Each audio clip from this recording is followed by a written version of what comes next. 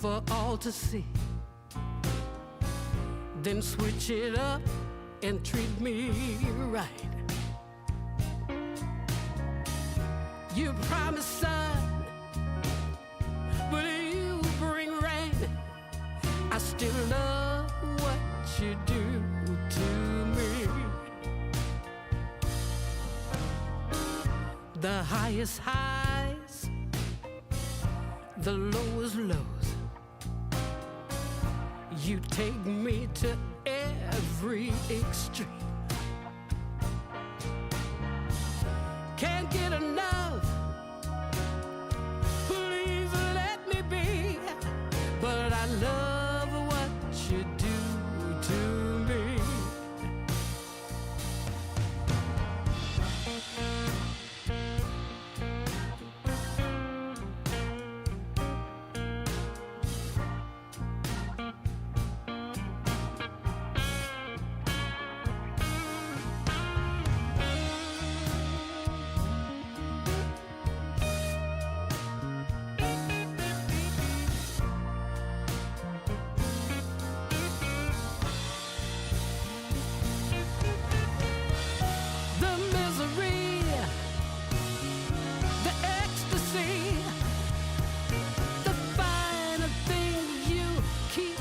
From me, and then you touch, I feel so much. I just love what you do to me.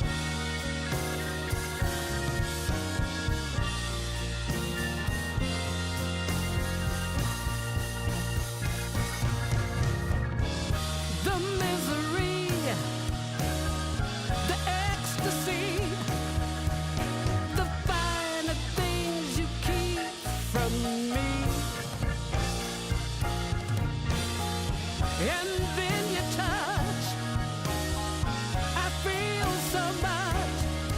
I just love what you do to me. Oh, I love what you do to me.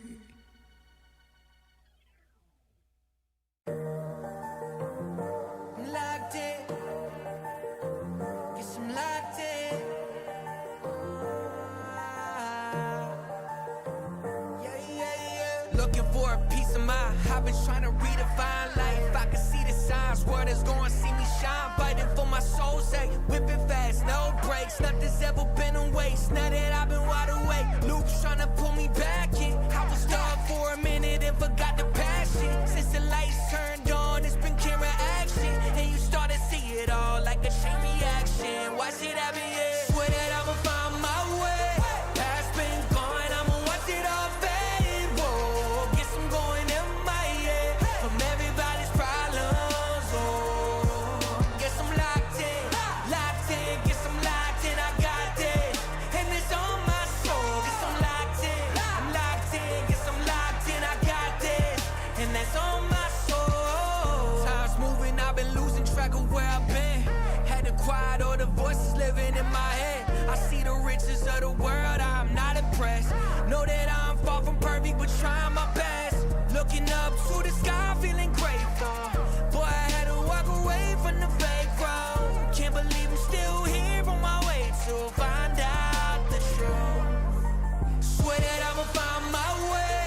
Past been gone, I'ma watch it all fade. Whoa, guess I'm going MIA from everybody's problems. Oh, guess I'm locked in, guess I'm locked in. I got this, and it's on my soul. Guess I'm locked in,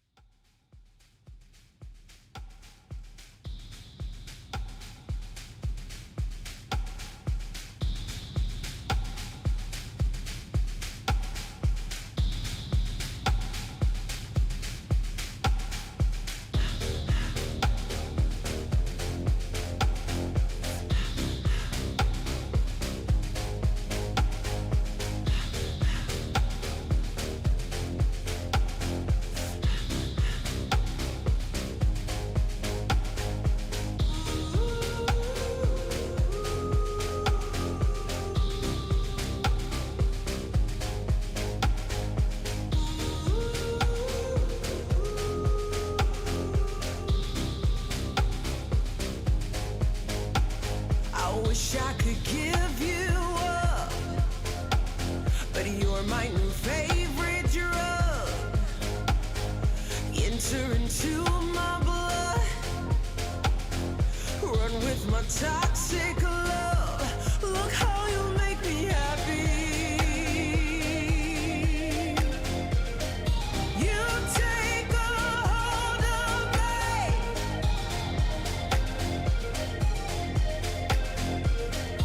You take a hold of me.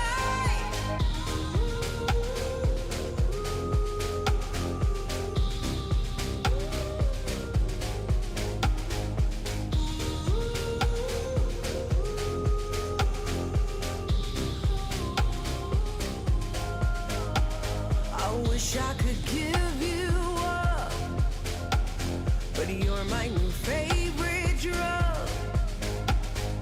Enter into my blood, run with my toxic love. Look how you make me happy. You take a hold of me.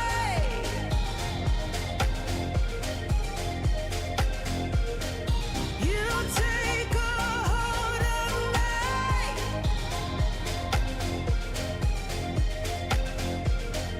You take a hold of me.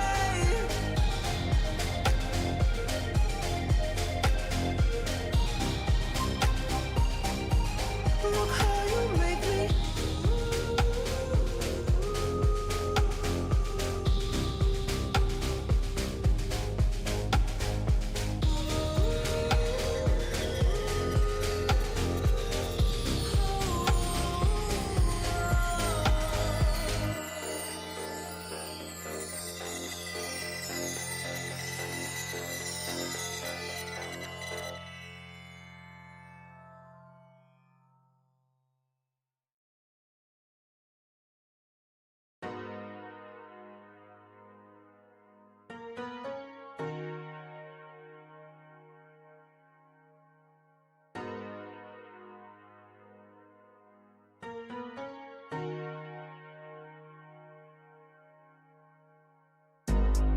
I've been going out of my way for us, and I'm not okay. The sun ain't gon' shine all day. Can't wait to see it on your face. Girl, you know, gotta do better than walking out and dodging the surface. Every day I've been out praying my baby not hurt. Ay. All of the weather we doing, I promise it's worth it. Ay. Open the curtains, ay. Baby, I'm certain. Ay. I want it all, we come in, it's a coupe, and we gon' bring it right back. Tell him, man, you know I'm suited, ay. But I ain't never gon' slack. I had to study the map, I had to find where I'm at. The legend, a symbol of that. Symbols, I ain't gonna crash. Catch me in the cut, hun. Something like the duck running. I ain't coming with nothing. I know what they want from it. I can spot the fake loving. Rolling up the gates on it. Ain't no debating on it. It got legs like cake, honey. Us, I'm skate on the beat. I done seen the play cross the feet. God drive like 6 feet. Flow sick, give me 6 feet. Mountain climbing out to hit a peak. Bunch of snow in my seat, it ain't the same no more. Life is everything but the beach, like a chain. I'm a lean with your lady for sure. Gotta do better than walking out and dodging the surface. Every day I've been out praying my baby not hurt. Ay. All of the weather we doing, I promise it's worth it. Ay. Open the curtains, ay. Baby, I'm certain. Ay. I want it all, we come in, it's a coupe, and we gon' bring it right back. Tell him, man, you know I'm suited, ay. But I ain't never gon' slack. I had to study the map, I had to find where I'm at. The legend, a symbol of that. Symbols, I ain't gonna crash. I've been going out of my way for us, and I'm not okay. The sun ain't gon' shine all day. Can't wait to see it on your face. Girl, you know, gotta do better than walking out and dodging the surface. Ay. Every day I've been out praying my baby not hurt. Ay. All of the weather we doing, I promise it's worth it. Ay. Open the curtains, ay. Baby, I'm certain.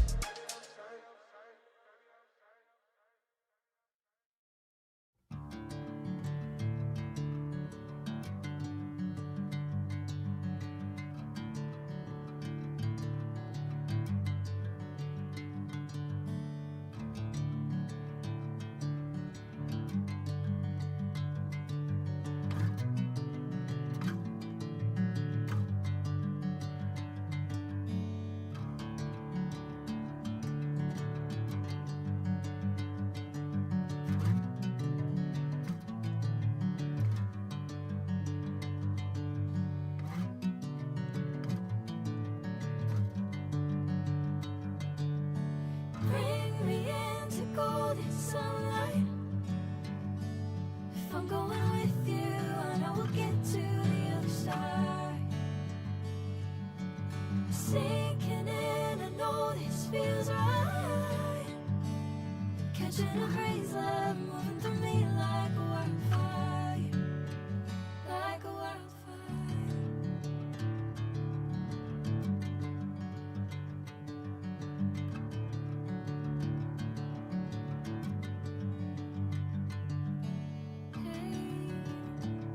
Never the same.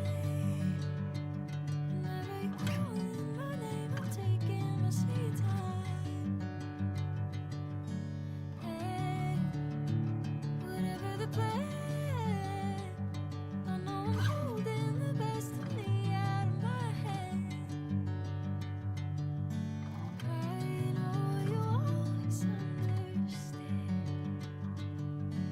Bring me into golden sunlight. If I'm going with you, I know we'll get to the other side. Sinking in, I know this feels right. Catching a breeze, love moving through me like a wildfire, like a wildfire.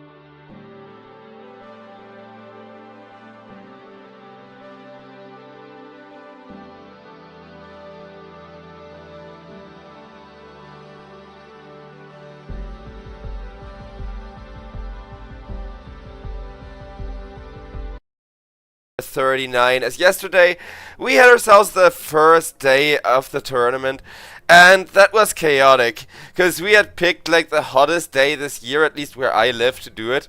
And clearly it wasn't just the hottest day where I lived, because we had people's PCs dying and having to reboot several times in a game.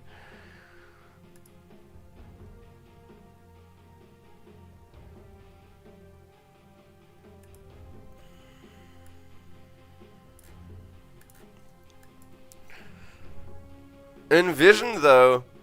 See, I thought that was a typo. I'm gonna fix the title immediately, because yeah, it is in fact Envision and not Invasion. I'm not sure why some of the sources get the title wrong, but Anyways, we got a Tidehunter picked up for them, and Envision, I'm curious to see what they're gonna do, because Ilbirs, we saw them play yesterday, and Ilbirs look terrifying this season. They're still extremely consistent. They are still really, really good at knowing how to play what they want to play, right? Remaining.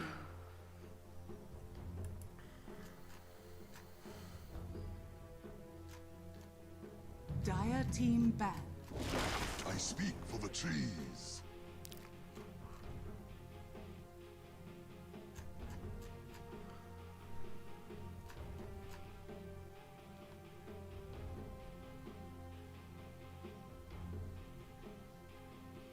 Ten seconds remaining. 5 seconds remaining. So Nature's Prophet picked up with the puck. Great synergy with the Snapfire. Not so great against the Bane, the Rubik, and the Invoker, though. Like, picking Nature's Prophet when there's 4 stuns on the enemy team and 2 global heroes, I'm not so sure. And yes, I'm saying 2 global heroes because there's too many steals for Rubik that turn him into a global hero here. Like, you can steal the Puck Orb, you can steal the Snapfire Ultimate, you can steal the Impalement Arts, and all of those will give you a good, almost global follow-up. Like, Impalement Arts not quite global, but you get what I mean, right? Like, they give you a long enough range to follow up and be safe about it.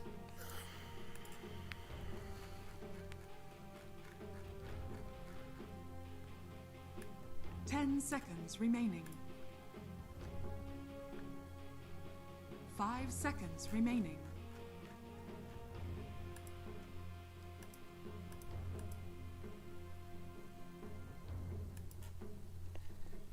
Cass gets banned out, and so will the Doom. So Cass I actually really like in games like this, where you have a crap ton of stun and a crap ton of burst already.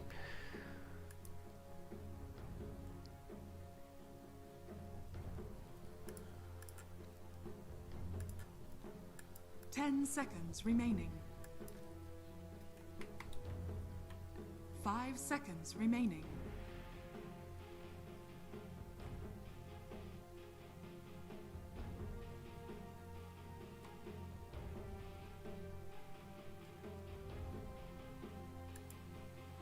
And plenty of time, but we got this stun lock for Protect 1 draft set up from Envision against Ilbirs, who have this really high mobility, long range initiation strategy going on for themselves.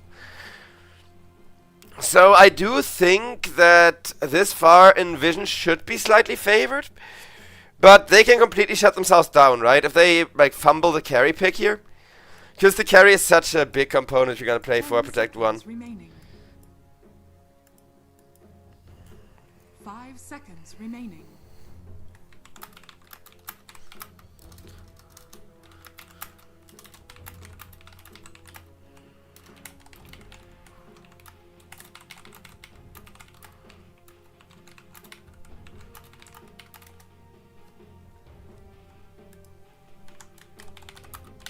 Dire team pick.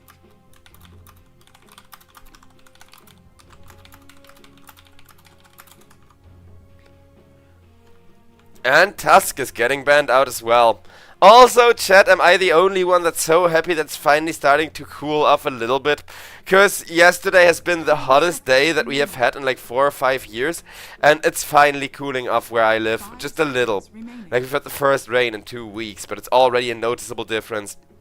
Because yesterday we had like the last series, we had literally 2 hours of pausing, which wasn't the player's fault, because if you live in Eastern Europe, where you don't have warm winters, and suddenly you get a warm winter by the standards of fucking Egypt, where you live, then yeah, your PC is gonna die.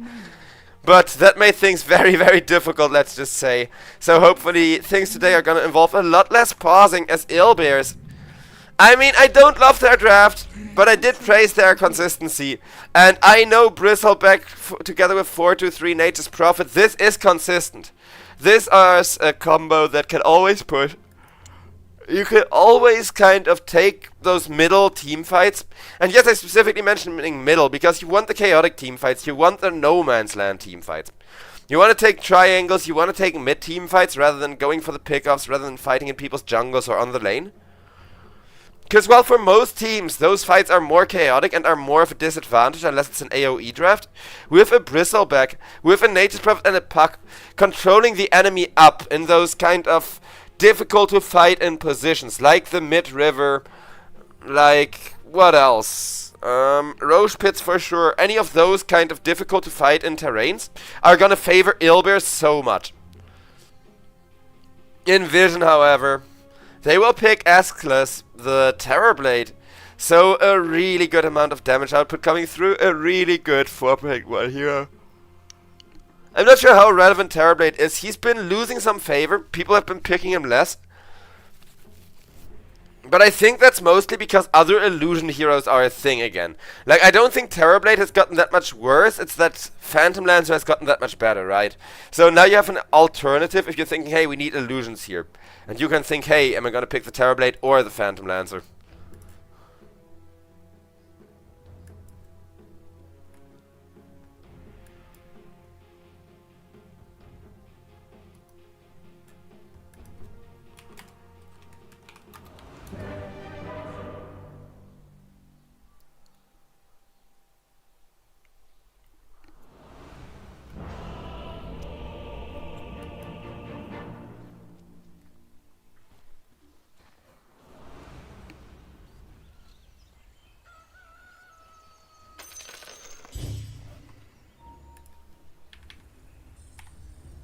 Prepare for Yes, ladies and gentlemen, thus far we are loaded in without issue.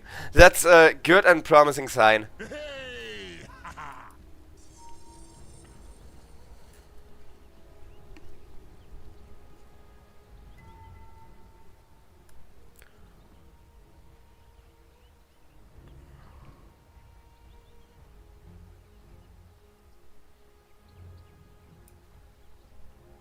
Stop this. What can you do? Sup, div. What can you do? Ha, zip zap, immediately talking trash. Very base.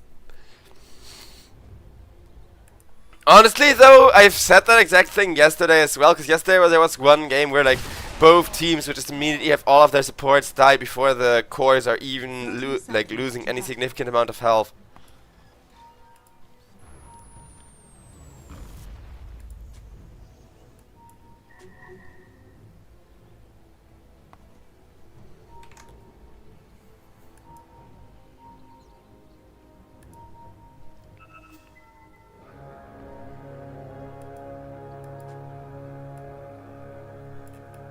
Well, with the smoke, it looks like they are going to contest extra runes, but it's not really going to transition into a first blood.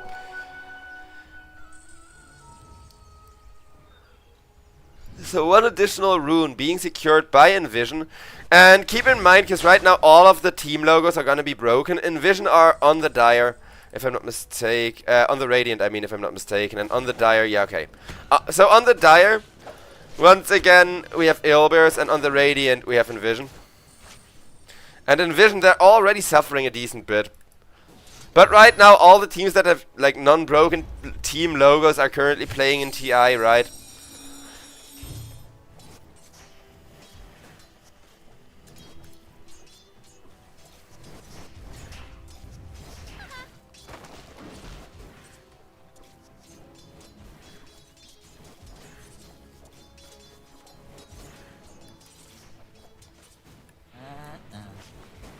Spirit.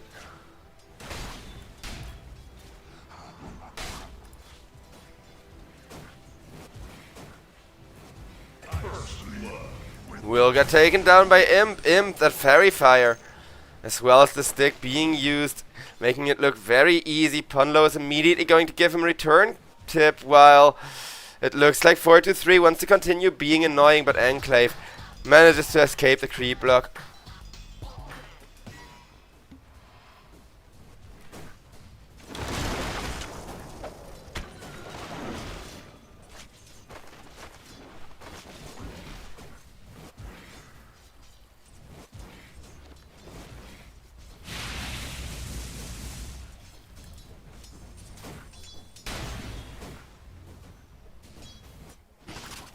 Well, top is quieting down a little bit. Bottom should be the opposite, where Terrorblade 60 something seconds till the second metamorphosis. But this is where things do seem to look awfully familiar from yesterday with a very long pause.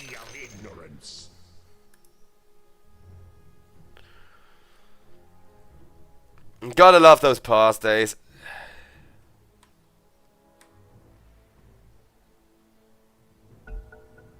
Oh, but today it's short ones. Go immediately get spammed by everyone, and they actually do unpause.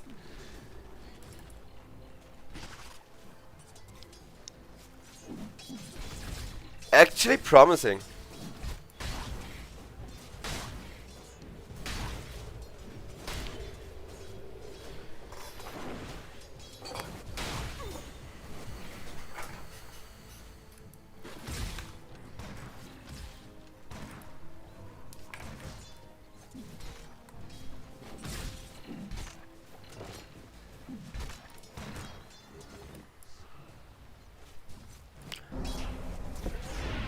But before some more levels on this mid lane happen, the side lanes are relatively boring. There may be some odd Sunstrike kills happening here and there that I may or may not miss. But it's really the level 6s for the mid lane that are going to speed up this game. Because both of these side lanes have a lot of kill potential, but not a lot of catch right now. So the moment that you get a Puck coming in with a Dream Coil, or an Invoker coming in with a Cold Snap Tornado, that's definitely going to result in kills. But it can be either mid lane to enable those kills as well, because right now the problem is the damage to burst ratio, right?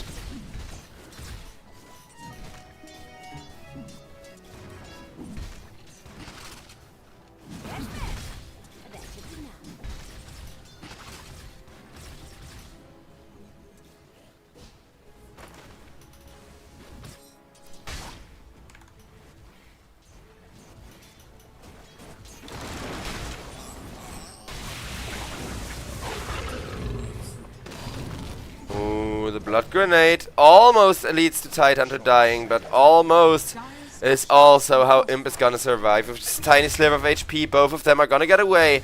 But over on bottom lane, Ponlo, he tried to go for a dive on that Snapfire there, and he came really close to getting both of those kills.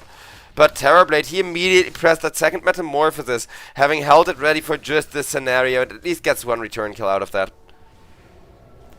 So some very clean trading so far, I will say.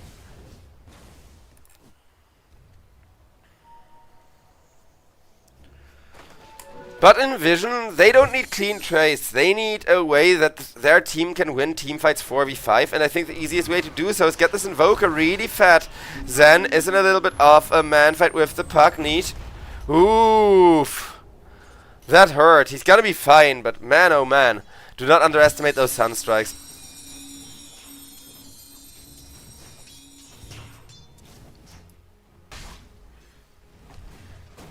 In Vision, I definitely think they're gonna deliver a terrifying performance here. Win or lose, because yeah, I don't know who has late game. I'm not sure how the scaling goes, but because it entirely depends on the items, right? In theory, Terrorblade should out late game Nature's Prophet, but Nature's Prophet can go for the full anti-Terrorblade build and will then kind of win against Terrorblade and Tidehunter because both of those you kill with magical damage. The other way around, though, that would mean Terrorblade is super slow and is gonna miss out on the entire early game potential. So we're gonna see how he wants to choose his itemization, I guess.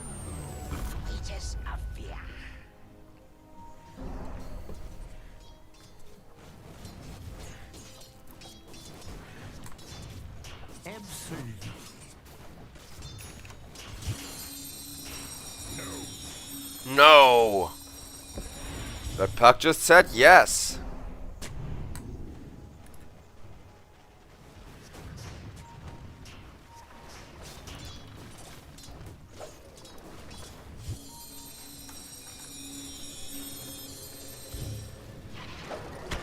Enclave running for his life, and that's gonna be Zen dead first. Enclave though, and it is Enclave with an A. Before somebody says I'm mispronouncing, it's literally Enclave. Like, that's how he actually spells his name.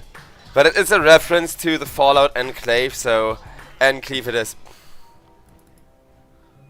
Radiant's middle tower is under attack. Now I'm not sure if it's also a reference to like cleave as in cleave damage, but ooh, Terrorblade almost got dived by Nephrit. Will manage to survive the Nephrit pressure.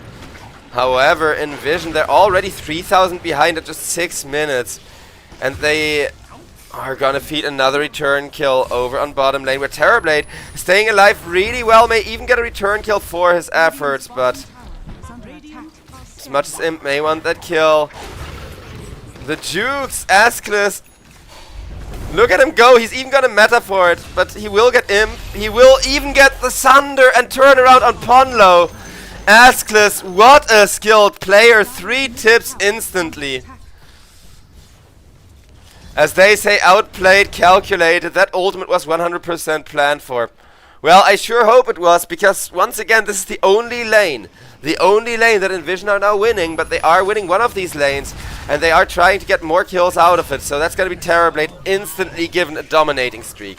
Going 0 to 100 insanely freaking fast.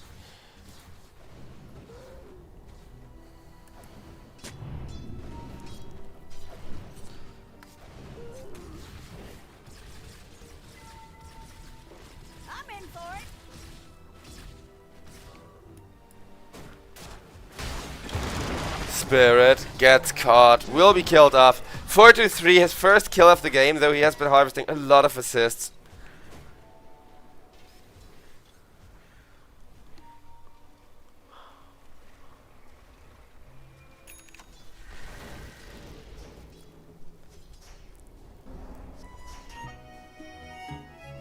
Radiant's bottom tower is under attack. Radiant structures are fortified.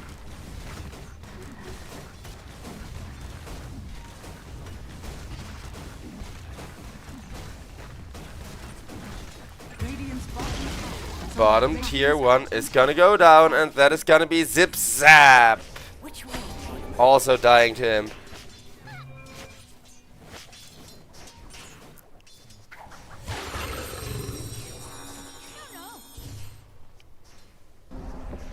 Radiant's middle tower is under attack. Radiant structures are fortified. So while I'm not too impressed with what we're seeing thus far, I will say that in Vision, they definitely have more to it. Like that Terrorblade play, it's the indication that they know what they're doing and they have some kind of plan to actually get them to the victory here.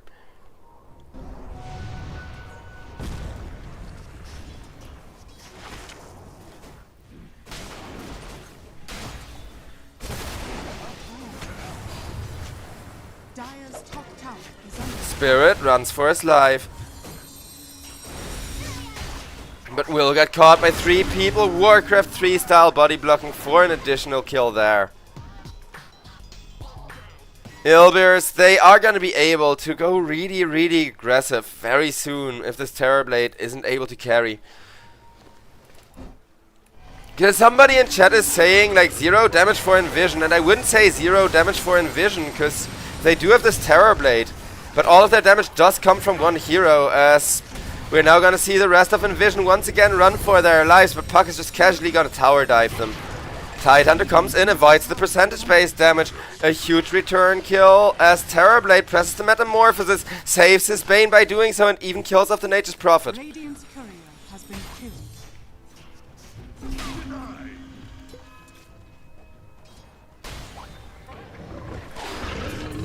But oh no, all of the stacks that the Radiant had going on, or at least all the small ones, are gonna be yoinked by Ilbirs. There is still a 3 ancient stack, but it's only one ancient stack of 3 because of the amount of wards that have been put there. So yeah, a lot of stability. In the powder game. Don't mind me. Puck out.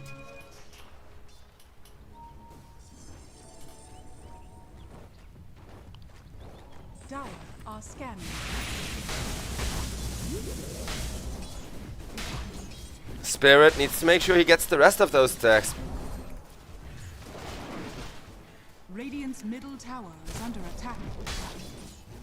And I mean, Mage Slayer Tidehunter, but I definitely do not mind him going for an item that isn't a Blink Dagger or isn't a Pipe or Assault Curse right now. Because you can transition into a full aura tank, but right now it looks like the Aghanims on Tidehunter would unironically be better. Simply because of how hard Ilbirs are dictating the pace of this game.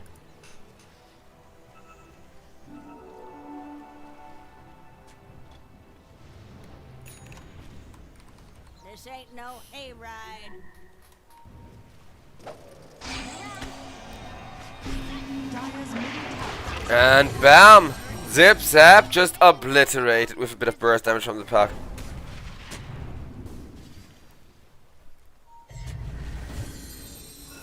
May you ride another Zephyrs.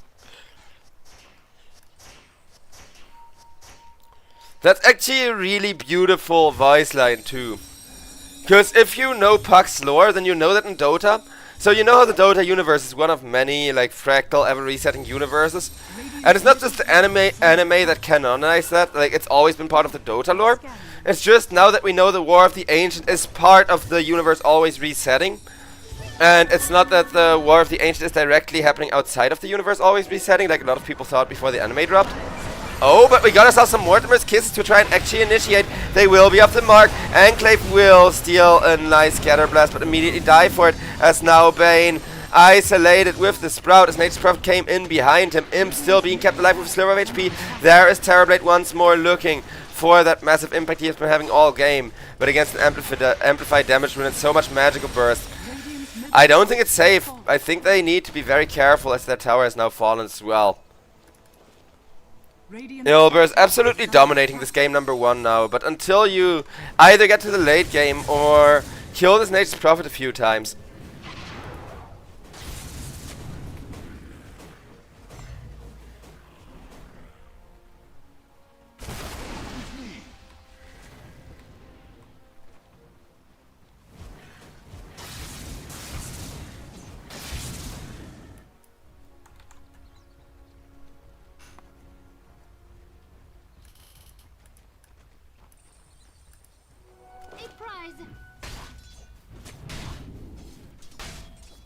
Radiant are scanning.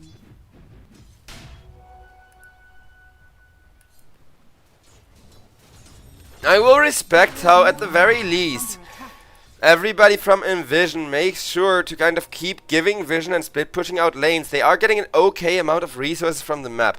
The problem is the kills making all of the difference, right? Because if both teams are kind of farming well, but one team is getting all of the kills and basically dominating most of the map vision, then all of that gold is gonna make for a really big lead very fast. Now it's kind of slowing down because now people are farming instead of just feeding kills, and as I say that, well, Zip Zap is gonna feed another kill. He did make a lot of space there, but eventually they are gonna bring the Nature's Prophet in and catch the kill. Dire's bottom tower is under attack.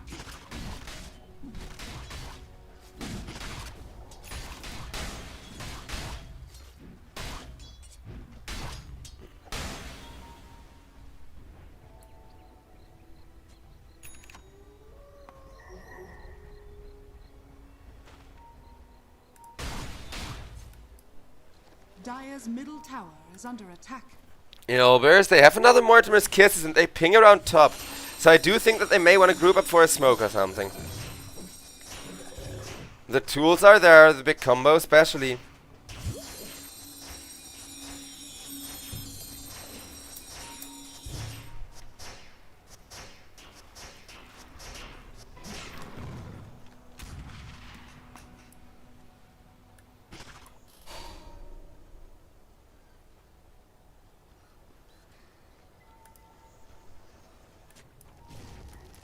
Well, again, no major team fight, but then he is going for that really early Aghanim's shard for farming. And I kind of like it because Ghost Walk gets good enough in late game that you can actually hold on to that.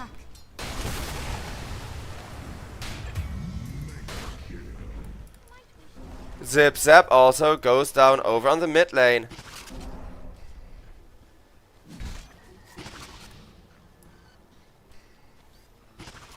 Dire's bottom tower is under attack. Dire's structures Over on top. Spirit gets killed off by Niche with massive burst damage, and Niche just cuts off again. Did they use... Yeah, okay, they did use the Mortimer's Kisses for that, so that was kind of the big Mortimer plus Snapfire combo, but Puck, he will immediately realize, hey, Puck, Terrorblade must be farming elsewhere. Let me just hunt for him and look at that damage onto Terrorblade. Like, yeah, he's not gonna chase and get sundered, obviously, but being able to bully Terrorblade away from his farm like this is definitely not a good sign. tower has fallen. Well, bottom lane could be the next team fight. First, they want to try to kill the Ringmaster, but instead in comes 4-3. 4-3 on the chase, but the Impalement Arts this time around will both be a miss. So no actual hard commit in. Radiant's top tower is under attack. Dire are scanning. Dire's middle tower is under attack.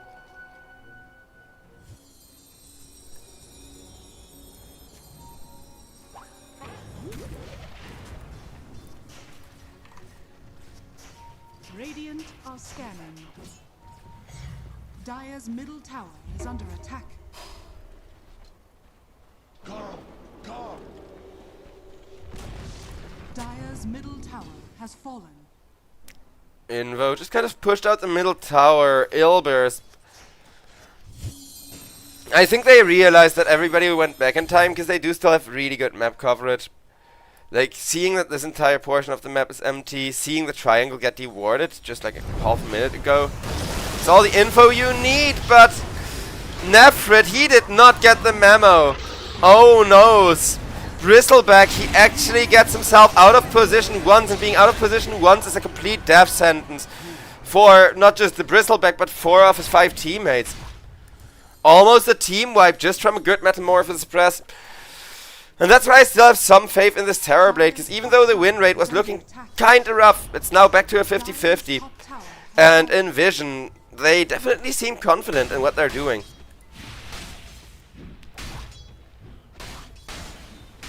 Radiant's middle tower is under attack.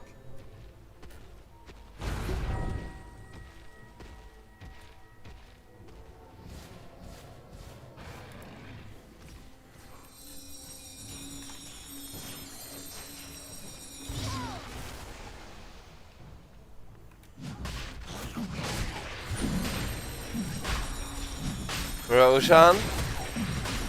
With the Bristleback, it should still go down at a reasonable time. So there's still some upside, because they know 60 seconds of no Metamorphosis being there, so that's 60 seconds to take Roshans, to push lanes, to do some objectives.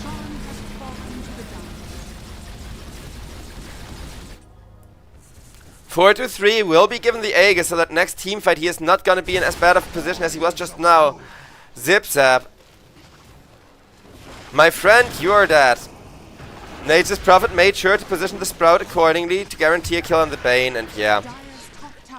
Supports die fast. Over on top though, a bit of aggression coming in with Invoker, just standing there and looking scary.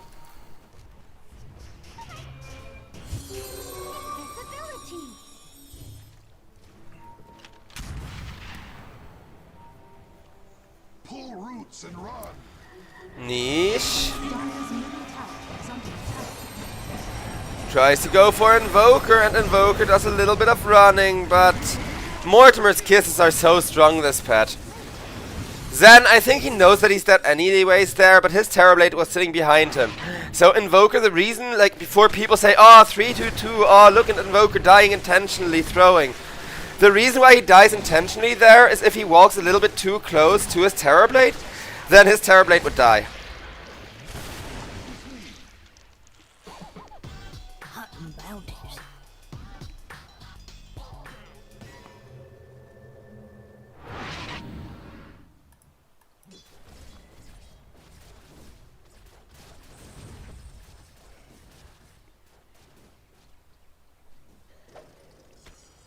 Bottom lane getting pushed in, but everybody except for the Terrorblade's illusions are concealed with a smoke right now. Radiant's top tower. Terror, he just wants to make it look like he's pushing with the Illus, and he will succeed as Titan runs into the triangle, kills off Imp.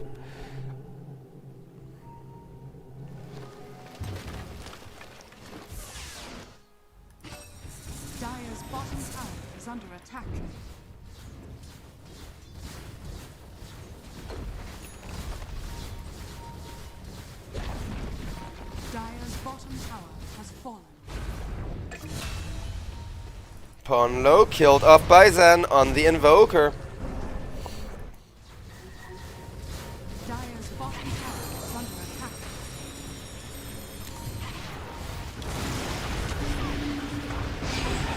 And a beautiful two-man Dream Coil. Bane still running in circles, leashed up, tries to save himself, but will go down.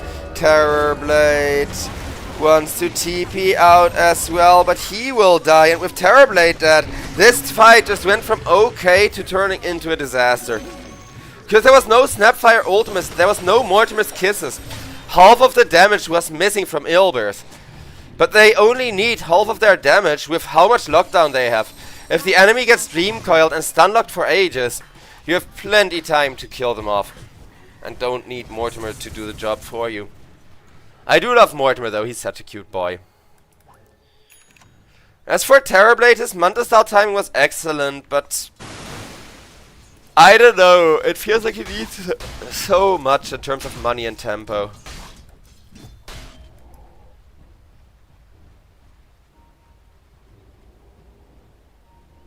Radiant's bottom tower is under attack.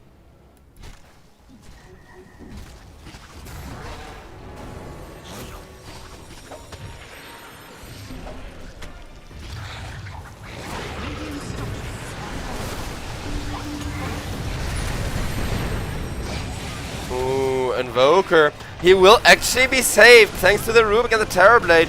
With perfect positioning, makes it up the high ground, although just barely. An Enclave will be the one dying for that niche. Needs to be very careful, but he does have a Ringmaster to help him out. Tidehunter rooted up. Will not be hypnotized, but does it really matter? I don't think so. Spirit is gonna die one way or the other.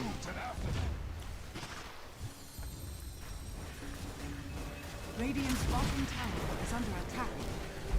As the bottom tier 2 rapidly right-click down, with that Revenant's Brooch being built on the Nate's Radiant's Prophet. bottom tower has fallen. I do think it's a really good item for a game like this. Dire's top tower is under Just the way that they changed it to work, it gives you spell lifesteal, right-click damage, and additional proc magical damage on your attacks. Warriors of the wood.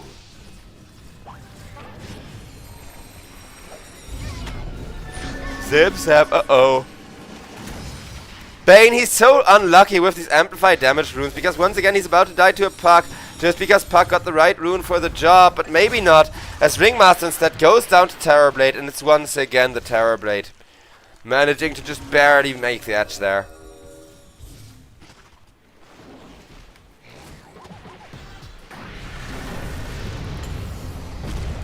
Ooh, the meatball misses.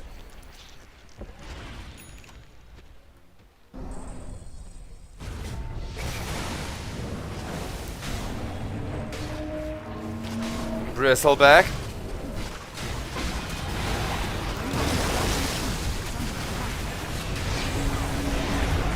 Will get killed off, so will the Tide. Terrorblade still keeping himself alive and in the fight, but not long enough. 4-3 out carrying, even trying to get Zen on the Invoker. Invoker still on the run. Puck, however, got the right clicks, but can he keep up? Puck chasing Invo, Bane there to help, Cookie there to help as well, saying no Bane, if you want to save your Invoker you can, but you're gonna be the one dying for that. I mean, honestly though, this Terrorblade is insane. Like, I can't even be mad that they're kind of being stumped, because it's 2 lanes stumping them, while Terrorblade almost still carries this. The one lane that won for Envision is the only lane that can still fight, and it's doing enough work for at least a couple of core return kills, right? Because that was the carry going down.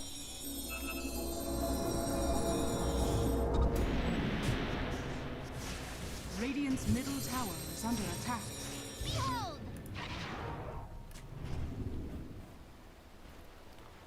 Zen on Invoker. Needs to run away. Should be able to do it. Nope. Ooh, so close. So close. But it makes sense because the blob lands like 0.1 seconds earlier.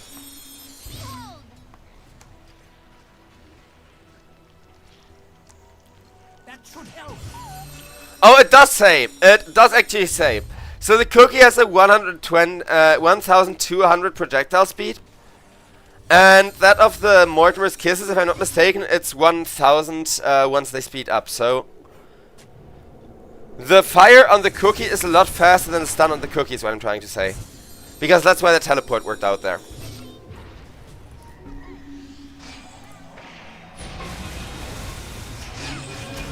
Bane. Bob.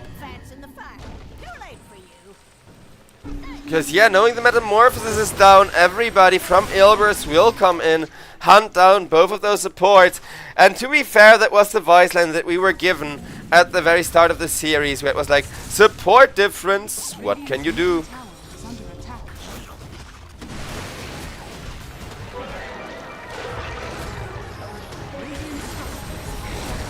Well, what can you do? You can stun lock up the Tidehunter in a corner. Get yourself a Beyond Godlike spree on Puck and be real happy about that.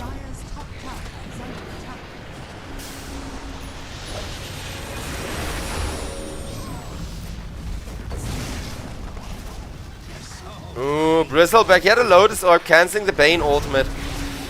And without Bane having a Fiend's Grip, this fight is gonna be rough. Puck, though, has to back off for it now, and so will his teammates.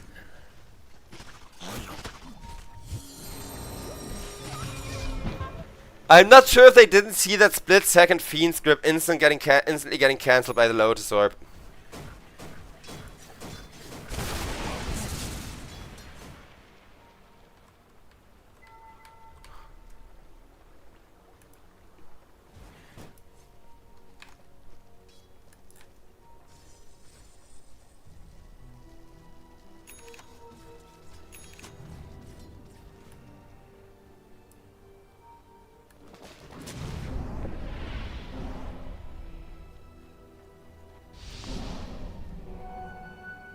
Better luck next time.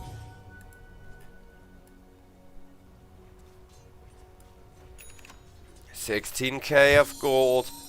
Like, money-wise this is ridiculous, but the win rates has 80-20. Because even after 2 disastrous fights apparently, the Radiant still have a choice. In Vision they just need to find a real clean initiation, which Terrorblade might. He kills off one support, takes away the save, but Invoker is still being jumped by Puck a little bit too hard. 4-2-3 though now also getting caught in that bad Terrorblade position, but Terrorblade, he couldn't Sunder once again because of the Lotus Orb. He wanted to Sunder somebody, but a Lotus Orb and an instant, I'm not sure what that was, I think a Glimmer Cape away, or something else that prevented him from going for the Sunder. We can see the fight recap in a sec. Let's just wait for that. Because it looked good for the Terrorblade, it looked horrible for Invoker. But wait. Ah, okay, Force Staff. So, Ringmaster before he died actually used his Force Staff there to prevent the Sunder from happening on his teammate. That's why he died so quickly. Great support play though, because being like, I'm gonna kill myself, so your carry is also gonna die. That's the perfect support play, right? Being a 5 position and dying for the Terrorblade, that actually feels good. Radiant's top tower has fallen. Yeah, now that fight, I can get behind that. That was pure skill difference, but it was also because Invoker kind of whiffed the initiation. If Invoker wouldn't have had Puck sticking to him from the start, I think it could have gone a lot better.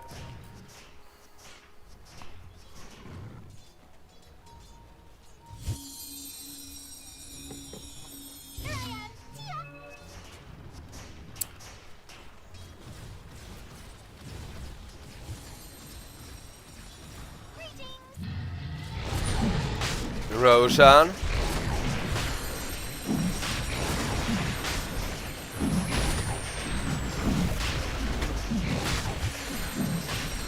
It's gonna go down, and A gets secured by the Nature's Prophet just before that Invoker insane combo can come in, but Invoker has to run immediately after. His teammates are now already being jumped once more, and Rubik is gonna get himself blown up.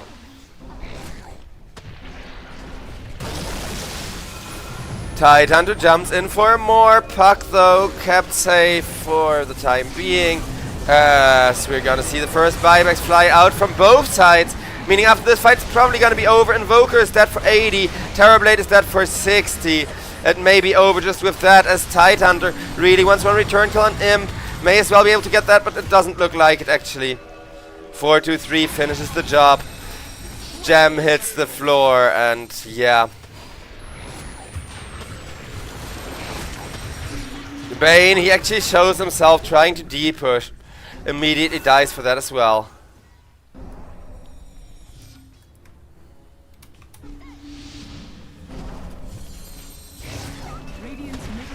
That's the mid tier 3 tower. It's gonna get destroyed incredibly fast with Bristleback having a ton of Warpath stacks up and running.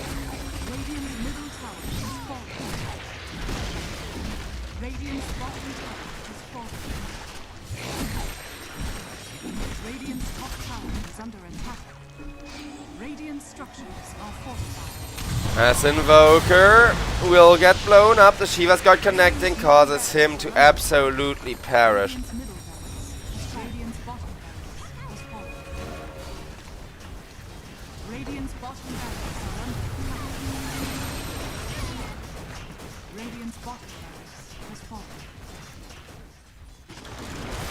And that's gonna be 3 lanes of Rexes getting scrubbed off the map in order. Mega creeps at 32 minutes, and with that, ladies and gentlemen, it's gonna be GG. Terrorblade, he may have almost carried his team, but if you only have a Terrorblade kind of trying to carry and win you the game, that's not gonna be good enough.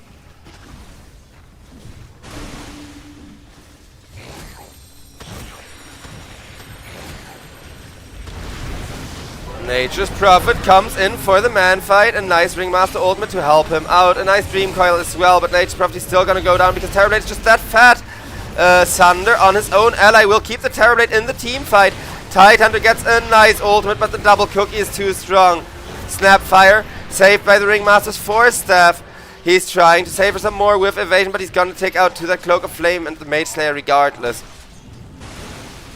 Terrorblade at least comes out of the base, will get one more follow-up kill for that hopefully. Because he did buy back there, so Terrorblade, even if he team wipes, it's not gonna be a victory still. But nah, Bristleback gets to walk away, and that's gonna make things even rougher.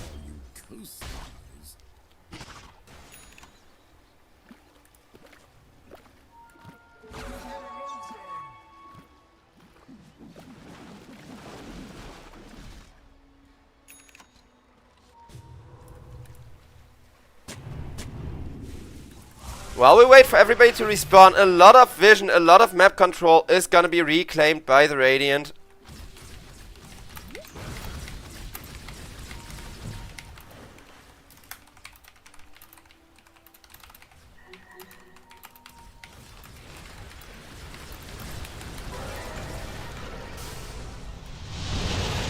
As Invoker, Deafening Blast into a Tornado. And a nice follow-up kill onto Imp there, being facilitated by Zen. This could be the final comeback, but yeah, no, Dota has 0% chance of a comeback. 0, not 1, not 2, 0. So I guess at some point Nature's Prophet is just gonna backdoor, and that's how the game is gonna end. Oh, Bristleback is already backdooring, fair enough.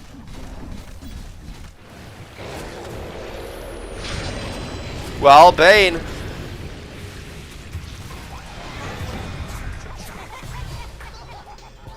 Ooh, the distraction set up a little bit of an escape for Asclis, but Terrorblade will still be caught by the double cookie. Mortimer's Kiss is still available for the next team fight.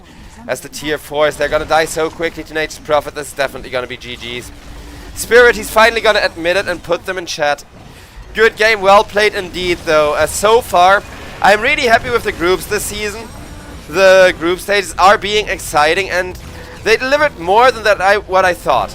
Because the draft advantage was very clearly one-sided. And actually kind of being able to hold on that well against Ilbirs, who are playing a draft that they feel confident on. That they actually kind of like to play in terms of playstyle. That's really, really nice. So yeah, Ilbirs are gonna take game number 1 with, I guess my MVP being this 18-1 Niche puck. Even though Niche usually plays really good puck games, Here, not being too aggressive, being very passive the first 10 minutes or so, actually contributed a lot to the victory. Because you saw that S-Class mid-game comeback, right? Like, Terrorblade was not gonna give this one up. He was gonna fight till the bitter end, and he did. So I really hope they're not gonna be tilted. I really hope the next season is gonna be, the next game of the series is gonna be just as good. Because this season, it has been hype. There have been a lot of pauses, a lot of technical issues. Scheduling is a mess, but the games themselves, they have been so good. Well, with that, ladies and gentlemen, we are gonna head to a little bit of a break as we get game number 2 ready for you. And there's the lobby. Perfect timing. See you all in just a second.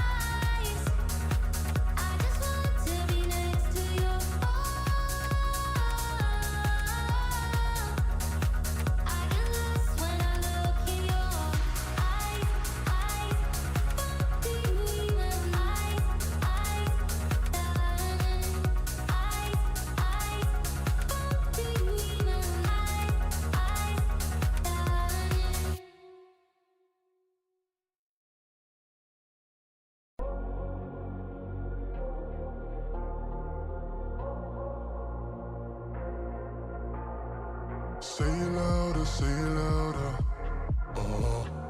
Feel the moment, feel the power. Bring the animal back to life. Bring the energy one more time. If you feel like letting go, you can take control. You can turn this all to something beautiful where you feel life gets you down, down, down, gets you down, down, down. Say it louder, say it louder. Feel the moment, feel the power. Bring the animal back to life. Bring the energy one more time.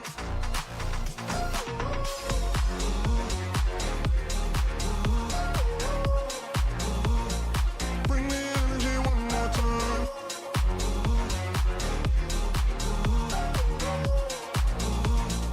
Bring the energy one more time.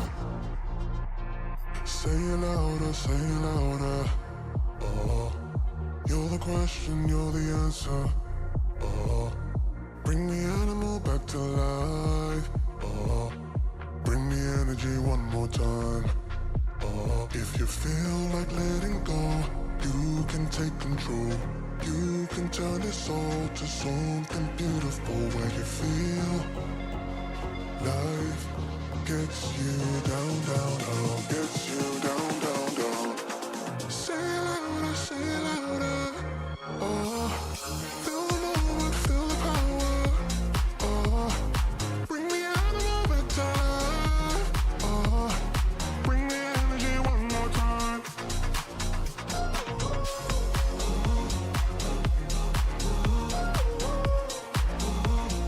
Bring the energy one more time.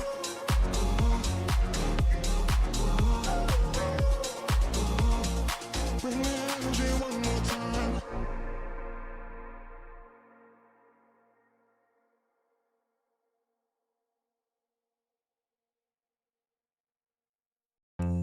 Like it's delirium, ay, ay, like it's delirium, ay, I got delirium, ay, like it's delirium, yeah, like it's delirium. She just wanna bounce to it, baby, get your giddy on. Walk up to the stage with a drink like I'm Givy on, but I never came here to sing what I'm really on. Giving dividends, I'm trying to boost your career and all. Know you got a binge, you ain't got one with the ceiling gone. If you wanna get it gone, give me the experience. Make me a believer like a feature at the cinema. Then we gotta keep it all a secret like the Pentagon. All these peeping times, people asking me what we been on. You know that it's bond, they just wishing they could watch it blow, watch it go through the fire like the Shaka song. Or was it yay? Either way, she gon' play the PlayStation, I'll play the Xbox, good gracious. I'm so grateful it made me say thank you, thank you, thank you, yeah. I swear she drives me crazy, think my brain is gone. Man, I just can't shake it like delirium. When I get this faded, your body, I just can't shake it. And I just want you to run upon me all night long.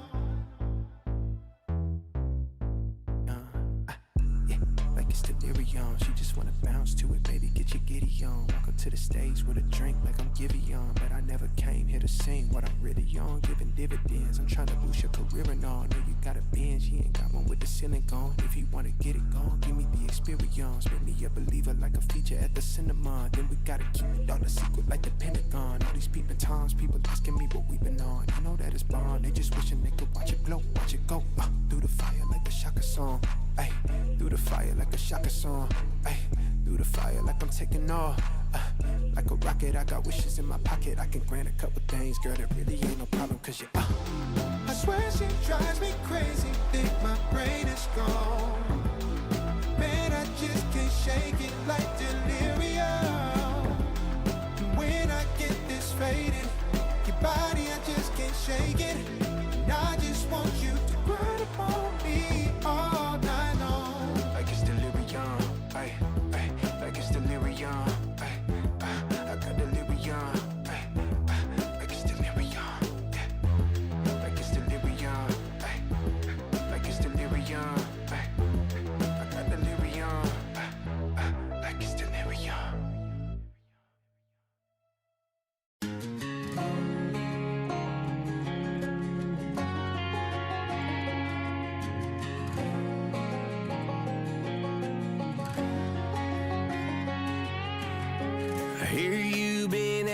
about me, where I've been and where I sleep. It's hard to find me if you really want to. Turns past that takes a cool sign. Same ball cap, same moon boots, trying to outrun the thought of you. But in this town, the truth don't stop. You can't live in a town this small. You can change your mind, but not your past. Every mile just feels like moving half. You can change my name in your phone. You can't leave in a town this small. I moved on, but not too far. Just down the road from who we are. You can change your hair, change your street, but you can't outrun the memories. Nah, I ain't mad, I just laugh sometimes. How love can fade, but this town stays mine. They say small towns just don't forget. I guess you're right about that. You can change your mind, but not your past. Every mile just feels like moving fast. You can change my name in your phone. You can't leave in a town this small. Every red light still knows your car. Every porch light still breaks my heart. You can back it up, girl, burn it all. You can't leave in a town this small. Don't go too far when it's written in the counting stars. I try leaving, tried it all.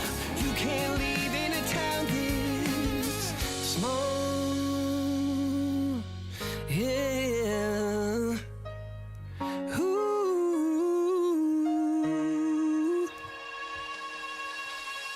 You can change your mind, but not your past. Every mile just feels like moving half. You can change my name in your phone. You can't live in a town this small. Every red light still knows your car. Every porch light still breaks my heart. You can back it up, girl, burn it all. You can't live in a town this small. You can change your mind, but not your past. Every mile just feels like moving half. You can change my name in your phone. You can't live in a town this small. Every red light still knows your car. Every porch light still breaks my heart. You can back it up, girl, burn it all. You can't live in a town this small.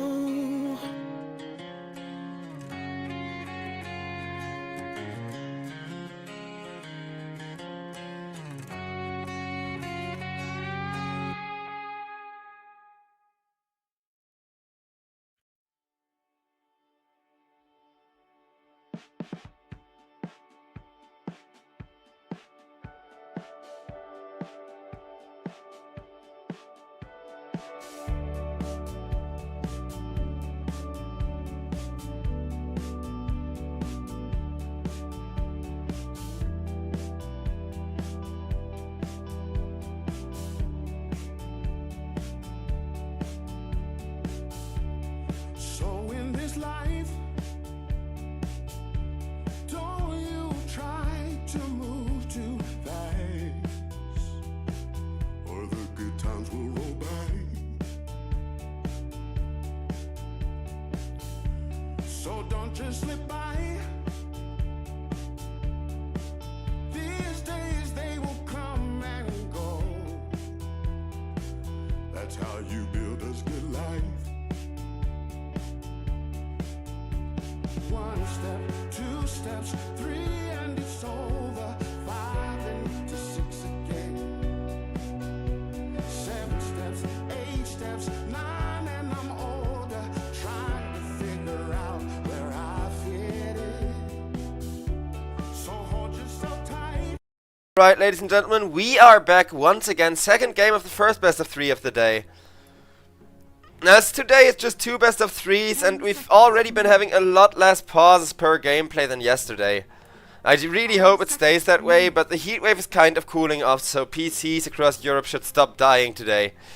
I'm mostly hyped that so far these groups are looking really good. Like, all of the teams at least put up a fair fight, because even though that last game was super rough, right? They lost 2 lanes super hard. Terrorblade still put up a fight. And one or two better Terrorblade ultimates, and it would have been so much more winnable too. Ilbirs, though, they looked brutal in game number 1. This game number 2, they are going to try to assemble a functional Drow Ranger draft. Something a lot of people attempt and fail.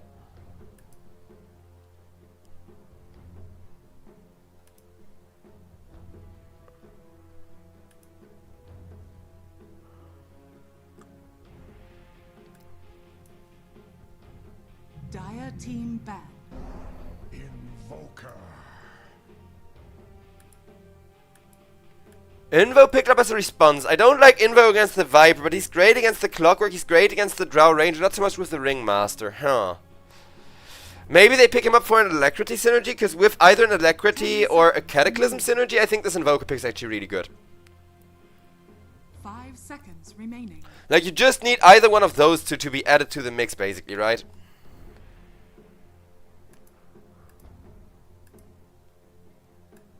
Radiant team ban.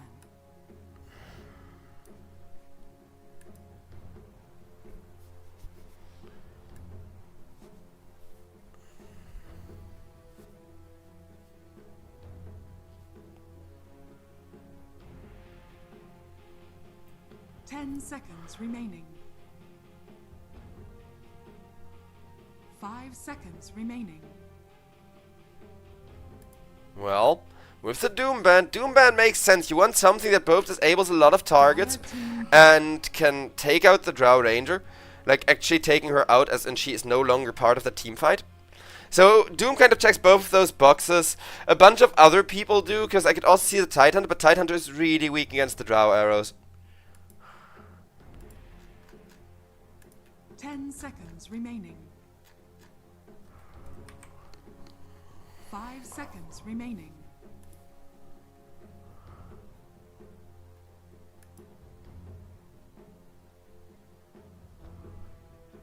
Radiant team ban. Dire team pick. Centaur Band out, and with that Envision. Maybe they'll make their last pick count as big as they did last time. Because that Terrorblade was huge, and they need something similarly huge, right? Like an absolute game changer like that. 10 seconds remaining. 5 seconds remaining.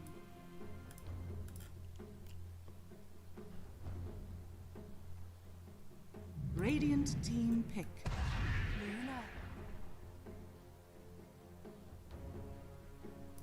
Ooh, Luna last pick. Okay. Okay, so Asclus, he definitely has his work cut out for him on the Luna, because Luna Bane, a bit of a D-synergy, but there is that really strong Invoker combo that I was talking about. Because Invoker, he does two things that Luna really enjoys. One, of course, being the Alacrity, but that's kind of obvious. The second one is a little bit less obvious, because most of Invoker's spells and combos are AoE. So if Invoker hits good combos, then he should be able to just AoE down the entire teamfight, basically.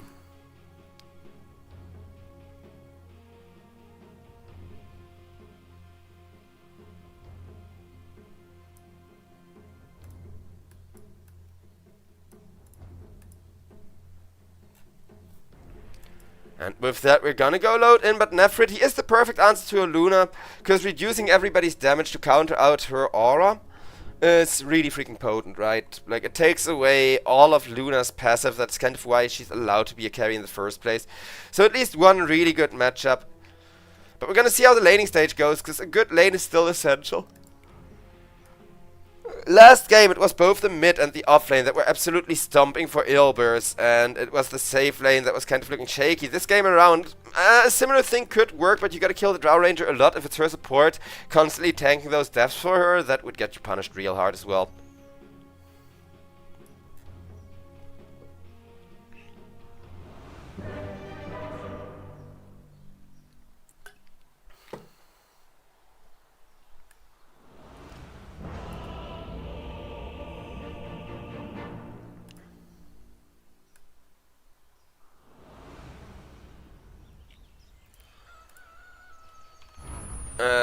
Ladies and gentlemen, we are loaded on in. Nephrit immediately gets the welcome to the game Sunstrike.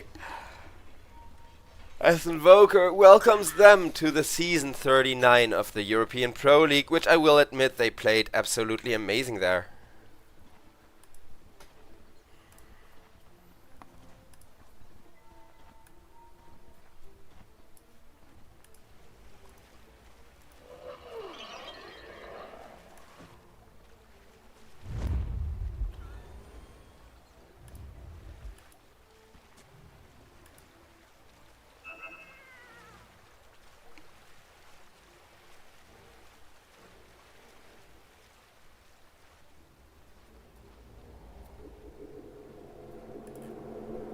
And the smoke rotation. It is headed to exactly where the enemy team is. Let's see how this is gonna go, because it will definitely give a nice aggressive ward. But what they really would want on the side of Envision would be the first blood here, which they are gonna try to position for.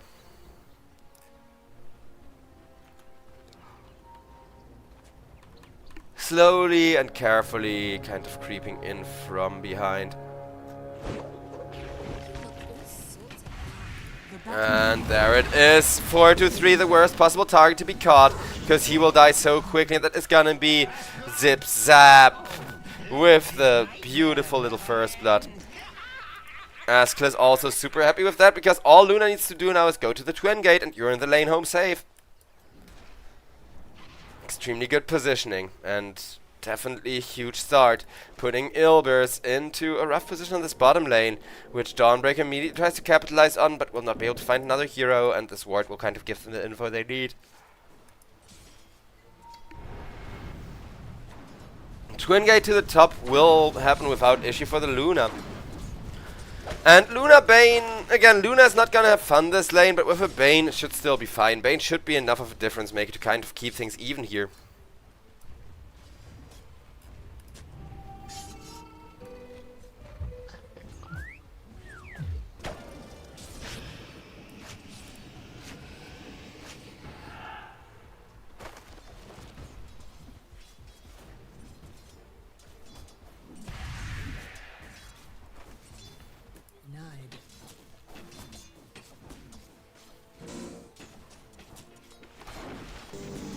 Some nice cogs.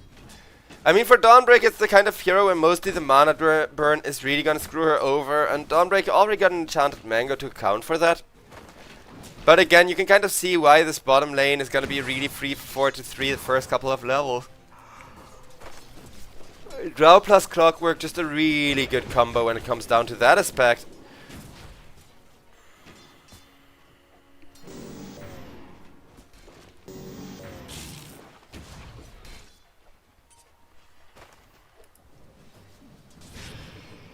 And Zip Zap, if somebody's gonna die in the safe lanes, that's probably gonna be him, so he needs to be very careful.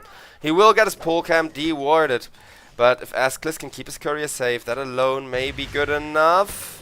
Oh, look at the Ringmaster burst damage, though he wants not the courier but the Bane. However, Ringmaster's gonna get neither. Should have gone for the courier instead. Says Invoker, brings in the Sunstrike, cleans himself out 1 kill, which he really needs, because Viper, as you can already see from the last hits, is a really rough lane for the Invoker, where he is just gonna be losing the harass battle, constantly dealing with poke himself, while his own magical damage is just gonna be reduced and ignored by so much.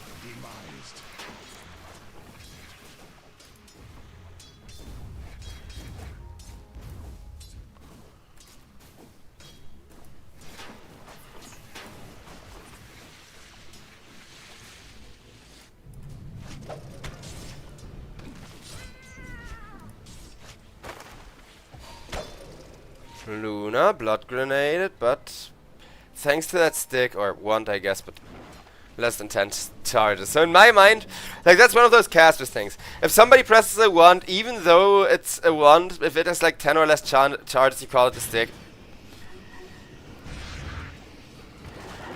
It's a bad habit that I've acquired from the Dota 1 days. Speaking of bad habits, uh-oh. Ooh, Sunstrike barely off the mark on Imp. Because him trying to go so far forward for the impalement arts against most lanes, that may be a really effective way to approach it. Here, not so much. And the solve timing, just as bad as it can be as well. Ringmaster does a little walk, just saying space created. As he's being pinged by the Bane, and Bane says, hey man, Free kill for the Invo. Free kill for the Invo. 3-0. 2 of those kills are on Zen, but they are looking real dominant on the side of Envision, giving Ilbirs a genuinely hard time.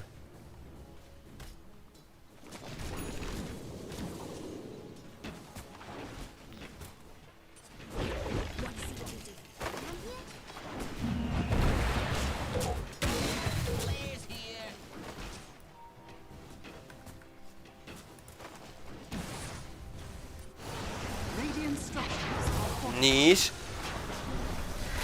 Man fighting up against both the Invoker and the Bane.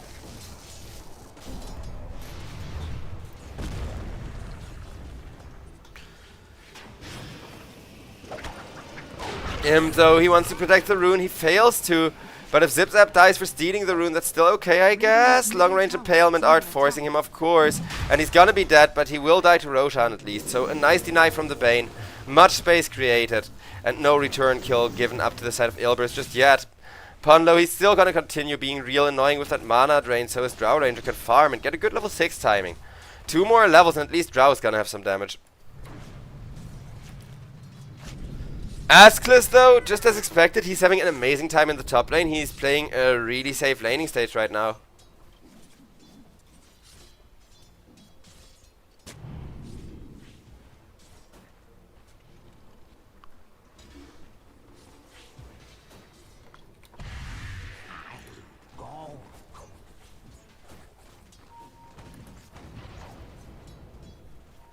Typical Mask of Madness build for Askless. Not really any surprises there. Drow Ranger probably also keeping it meta with, yeah, Falcon Blade into a Dragonlance probably.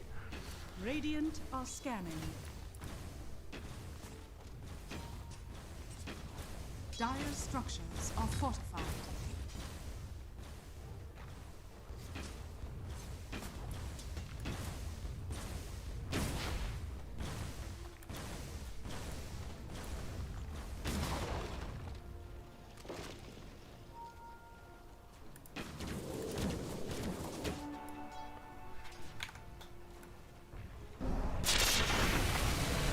And there we're gonna see another initiation attempt with the Viper ultimate onto the Invoker. Invoker taking a lot of impalement damage.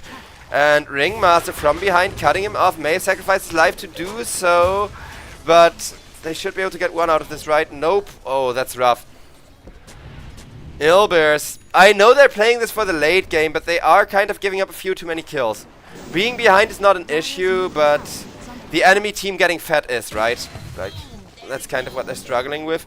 Nice mana burn though. Pondo made sure nobody there has much mana to retaliate. Deals with the Invoker perfectly. And Zen L now has a Ringmaster on top of him. Impalement art both on the mark. And a Blood Grenade just for good measure.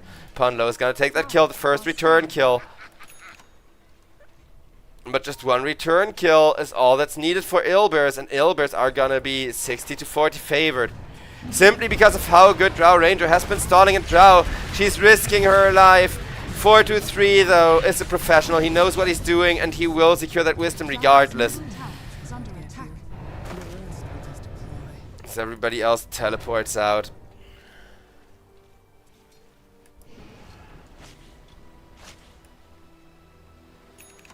Who took the other wisdom? Let me check. Zip Zap. So Zip Zap stole the other wisdom and I think they only discovered it now. And they're kind of running with the Bane, but not really committing too many hard resources in there just yet. So they want to make sure to get a good surround. And there it is. Root up.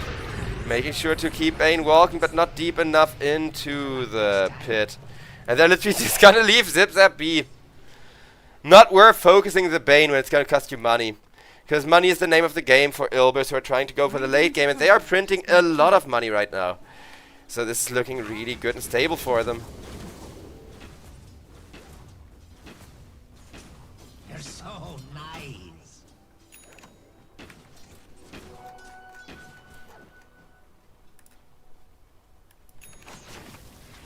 Zip Zap. Executed by Imp on the Ringmaster there.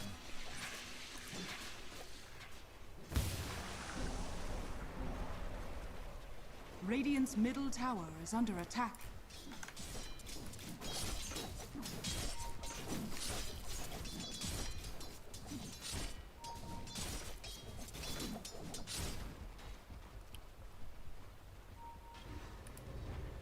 Dire's top tower is under attack. Pawn low. See, now he's the kind of target you can't ignore, so a Nightmare will immediately be popped on him as he gets bushwhacked back. He's still gonna get out the cocks and make sure that at least one person is closed off there, which is gonna be that poor little Hoodwink. Not for long though, 4-3, he just goes squirrel hunting. Takes the tower and goes back into his lane. This is how you gotta get your Drow Ranger online. This is some really clean Drow Ranger gameplay, because Luna is playing well too. Askless, he's the one hero I'm not worried about. I can switch over to net worth and you'll see why. He may not be top of net worth anymore, but he is doing a good job keeping up with the super aggressive Drow.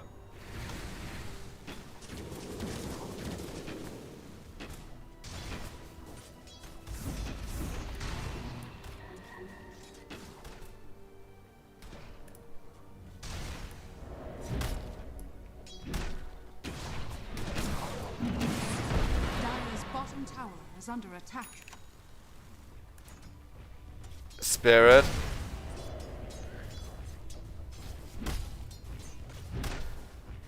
Able to keep himself away from there.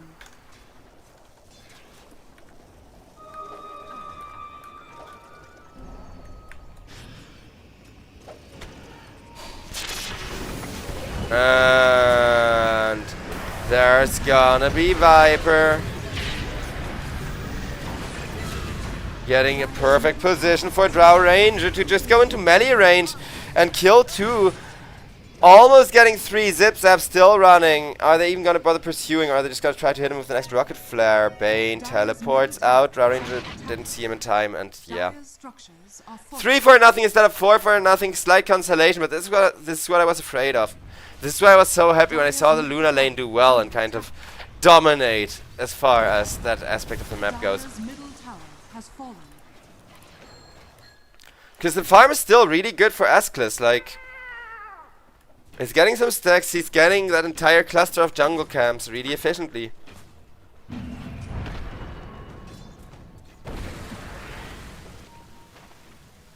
Dire's middle tower is under attack.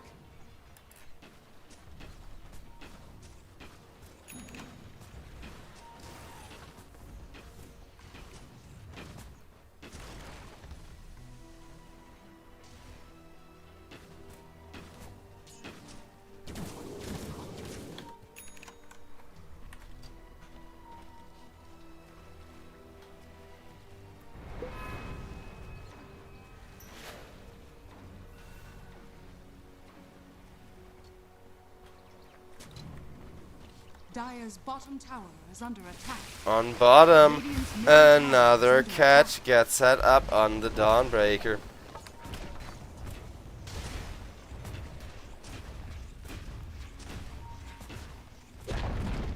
Dire's bottom tower has fallen.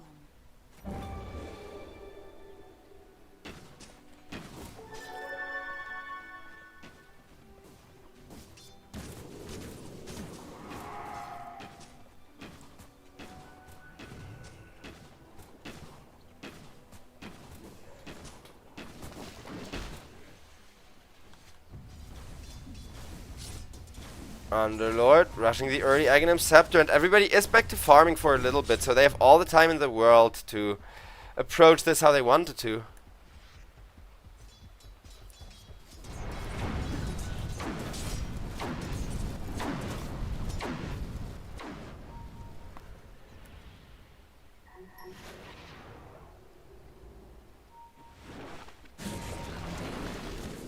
Radiant are scanning.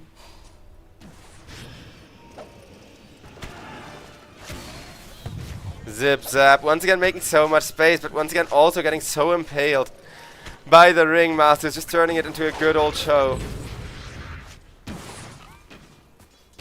Drow getting a little bit trolled there, just Bane every time that he's about to die, healing once more, but eventually he is gonna run out of heals before Drow runs out of arrows.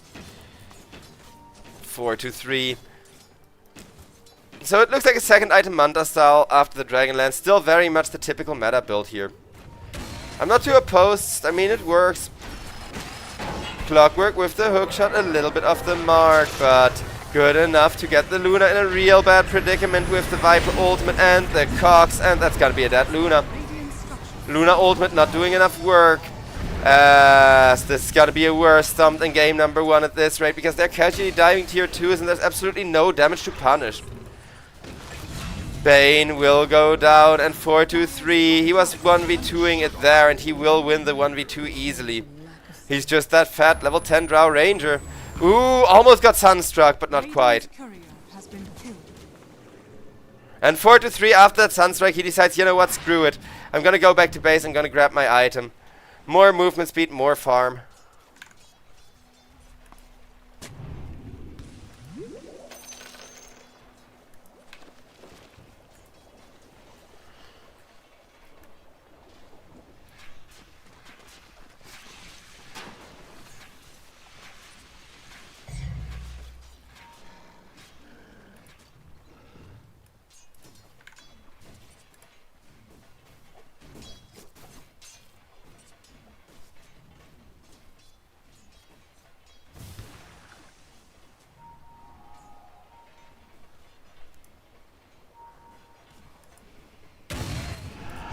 As we're gonna see a Ringmaster do some illusion shenanigans. The real him is still gonna be Fiend Script, but Zip-Zap, he may have played amazingly during the laning stage, but against the Drow Ranger, now that she's fat, it's just gonna be a stomp, as Ilbirs will be faced with a disconnect, it looks like.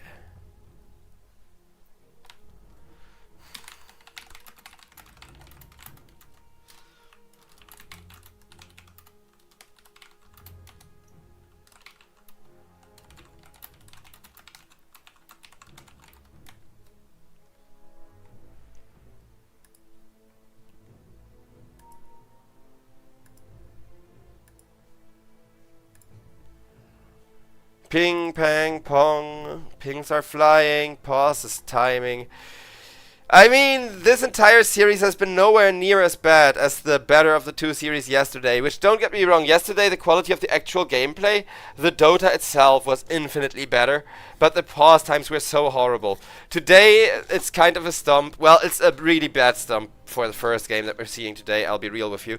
But, and this is kind of but worth mentioning, at the very least, you know, we haven't had as many pauses, because yesterday with the record heatwave sweeping across Europe, a lot of hardware died, a lot of PCs, a lot of servers all had to reboot constantly.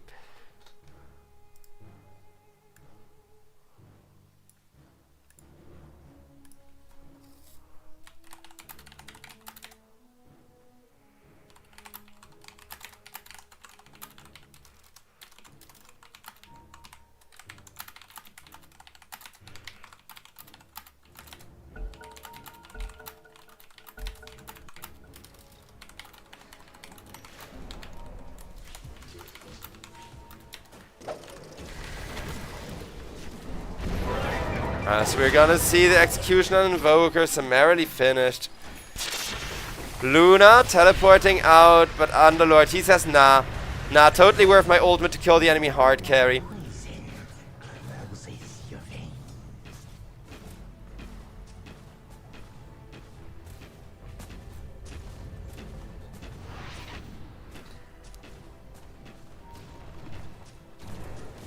And the tier 2 tower continues to get whacked at. Tower is under attack.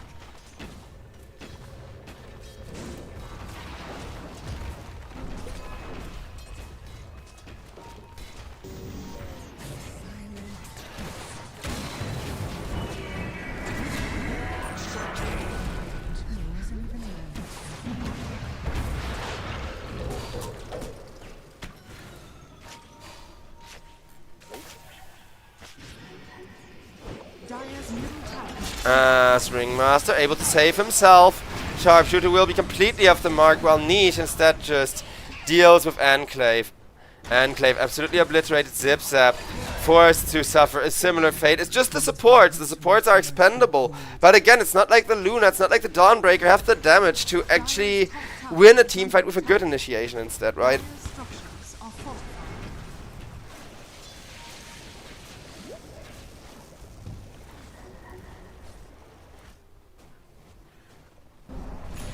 Radiant's bottom tower is under attack.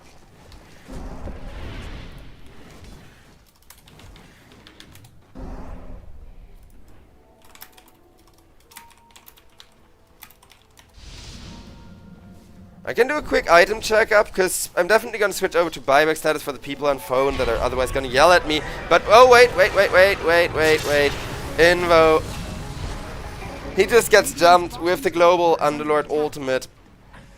9k gold lead at 17 minutes. And I mean, Ilbirs, yesterday they played against Summer Bear. And against Summer Bear they proved they are one of the strongest teams in all of the EPL. Is under attack.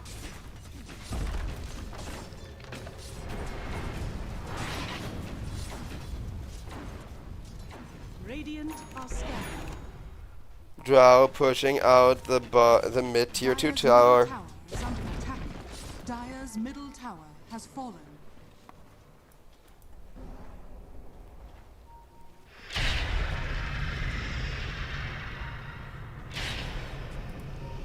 Underlord. This time around he may actually be in trouble, because there's not just the Fiend script, there's a... Oh. Never mind. And it wasn't Dawnbreaker cancelling her ultimate, it was Drow Ranger silencing her, by the way. But that could have been the perfect team fight that they have been looking for ages, and instead 4-3 completely ruined the initiation. At least Drow Ranger is now in a bit of a bad spot. Will get herself disarmed, and 4-3, can he make it out of there? Yes! Apparently, at least until Bane comes in, getting revenge for the like 20 deaths he has taken at the hands of the Drow Ranger. Zip Zap hasn't actually fed that much, he only died 7 times. But 5 out of 7 deaths are against the Drow. So he definitely wanted that revenge, and dying for a super fat, godlike position 1 will make him at least turbo rich, helping him complete that lens a little bit earlier. Though I'm not sure if it'll matter, truth be told. Simply because of how one-sided this game looks, and going into the late game it's only gonna be more one-sided.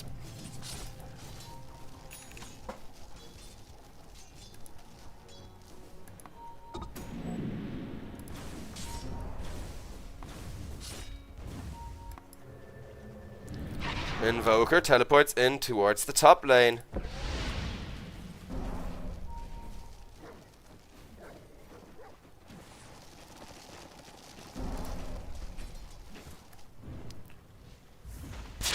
So that's gonna be Hoodwink caught, Hoodwink obliterated with just a little bit more damage from Niche. Niche very happy getting Enclave down.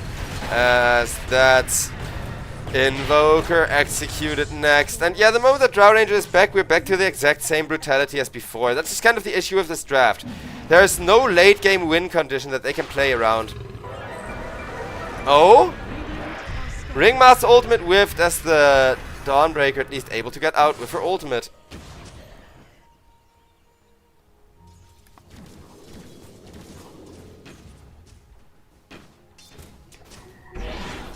(4-3) though.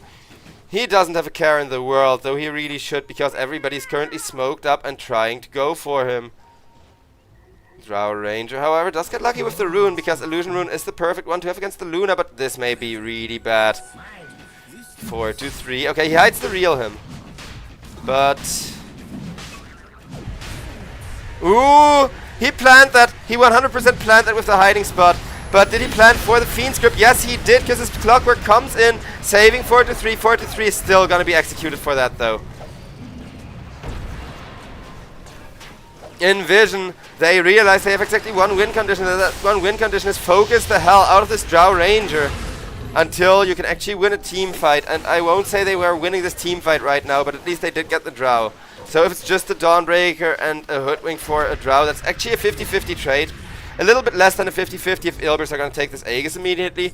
But knowing that is why Luna as well as Invoker are still standing nearby to contest, with Bane there to back them up.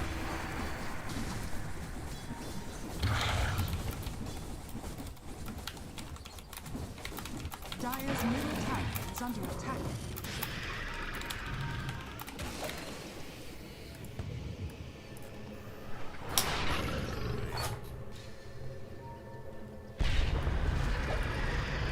Bane so close and yet so far.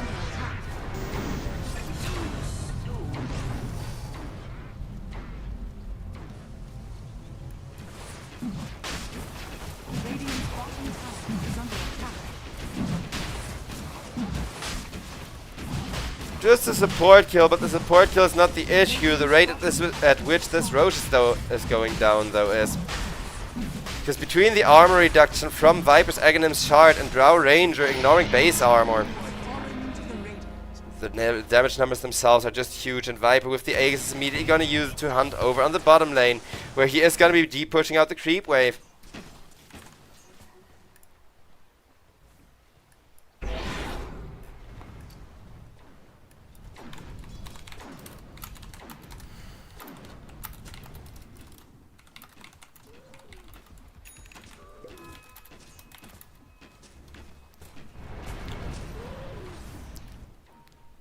There's still a tier 2 standing over on the bottom lane, so there's something worth defending for, I guess, which is why the positioning may seem kind of weird.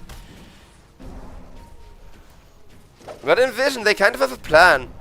Like, in theory, their gameplay is really good, like their understanding of the meta and knowing what they have to do. It's the mechanical part where they're just kind of getting destroyed, I will say quite honestly. Which may mean they don't belong in the EPL and just have a really good shot caller, but they definitely show a lot of potential here, even if Zip Zap on the Bane is gonna get summarily executed by the Underlord himself once more. Dire's bottom tower is under attack.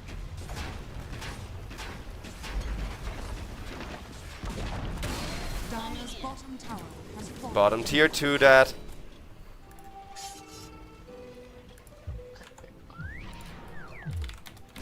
Dire's bottom tower is under attack. Dire's structures are fortified.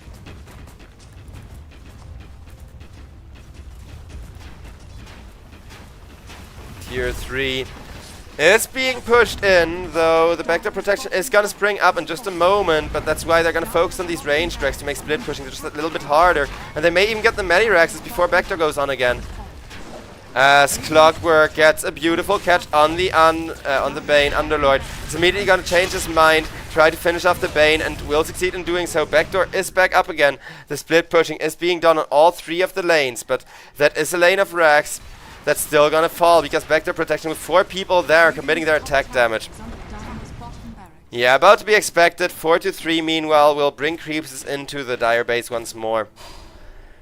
And I hate this, because playing for the late game, playing not to lose, they're actually really good at on the side of Envision, but Envision, they need an actual late game draft. They need to actually have a late game win condition. Because this just feels like you're making time for nothing, and you're gonna get ended inevitably anyways. 2 minutes left for ending them in an inevitable fashion. Then again, Mega Creeps alone, even though there is a Luna in this draft, do feel somewhat inevitable, simply because of how little work the Luna can get done every time the Drow Ranger is present in a fight. But Invoker will try to address the issue with a Sunstrike Mana Burn combo. Drow, however, did manage to reposition quickly, get a beautiful follow-up size, but Luna will get on top of her. 4-3 needs to be very careful, as he is about to die on that carry hero, but Underlord at least comes in with an ultimate to kill off the Invoker. Buyback from Invoker immediately, buyback from Clockwork immediately. Viper still has that Aegis, has 1.5 minutes on it, so he would kind of like to use it, especially if it can save a teammate from dying back or get Invoker to die back, even better. Viper, he sees the Invoker, he knows he can kill him, he will focus everything he's got on the Invo, costing his own teammate his life. And while Nefrit going down is kind of his job as the tank, missing that aura makes this fight a lot harder until Drow is back in 20. Viper, though, he's saying, just kill me, please kill me, I need mana, I want to fight you some more. It's gonna get the Bane instead. Not bad at all. Well, really bad actually, because I want to gain number 3.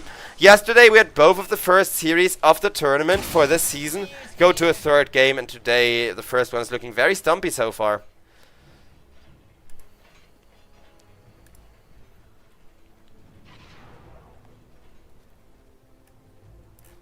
Radiant's courier has been killed. Dire's middle tower is under attack. Dire's structures are fortified. And that's going to be the tier 3 tower taken out. Dire's middle tower has fallen.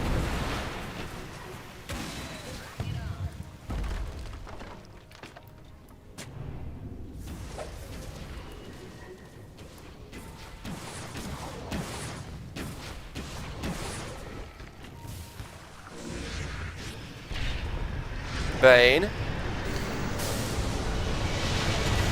Caught and initiated upon Viper though with the BKB kept safe. Nephrit kills off Zip Zap, as that's gonna be both the Luna and the Dawnbreaker dying off. As I think GG's are about to appear in chat because Drow Ranger, she cannot be gone on it. Yeah. GG indeed, Ilbirs. They're simply the better team on a purely hard skill and mechanical level. Their Manta dodges are better. Their reflexes are better. That sounds really bad. And I know it looked really bad in terms of the gameplay aspect of this game, but, ladies and gentlemen, I have some good news, because if your issue is mechanical skill, if your issue is the back and forth, then, well, let me just say that you can work on that. It's really easy to fix, and I know I keep saying this like boot camps are free, but I keep telling orgs, just throw these players into a boot camp whenever I see teams like Envision that in theory have a really good shot caller, okay drafts, but really crappy execution. Because it's literally just play with these same 5 people together for 100 games in a row. Well, they have to get to know each other better. And they're gonna be 10 out of 10 tier 2 or tier 3 players. Like, it's a guaranteed return on investment. You just have to find a way that the boot camp can be cheap and effective enough that it's worth the return on investment, right? Because Ilbirs, they beat Summer Bears, despite being outdrafted by such a small margin yesterday. They are definitely in the top 3 of their group. So it's kind of expected for them to win. I did not expect this much of a stomp, though. So, ladies and gentlemen, with that, we're gonna be going to a bit of a long break, because the next series is gonna start in over 2 hours. So, yeah. I'm gonna head to a bit of a break. I may or may not see you later today, but don't worry, ladies and gentlemen of the chat. Tomorrow on Monday, you're gonna be stuck with me all day for a really long 5 best of 3 day, which I'm super looking forward to. So for now, peace out. Have a great one. Make sure you tune back in again in like 2 hours and 20 minutes, I guess. And then we're gonna have the next series ready for you, which will be Hive Team versus Team Spirit Academy, where Team Spirit Academy can save some face after yesterday, where yesterday things were so chaotic, but they still did really well. So if they can kind of show the same level of performance, but with better consistency, we're gonna have an amazing second series to make up for the stomp of a 2-0. With that, thanks for watching. I'll see you guys around. Peace out and have a great one.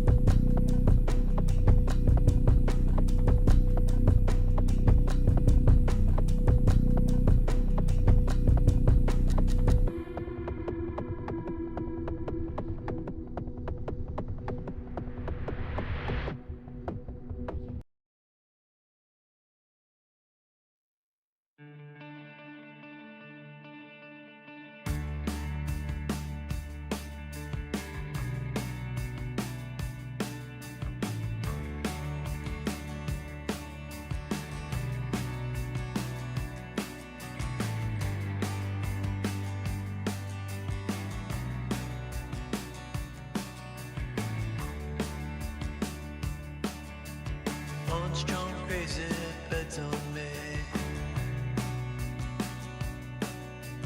Back mid-scroll, Armageddon arcane. Walking the wild, walking the wild. Don't know why.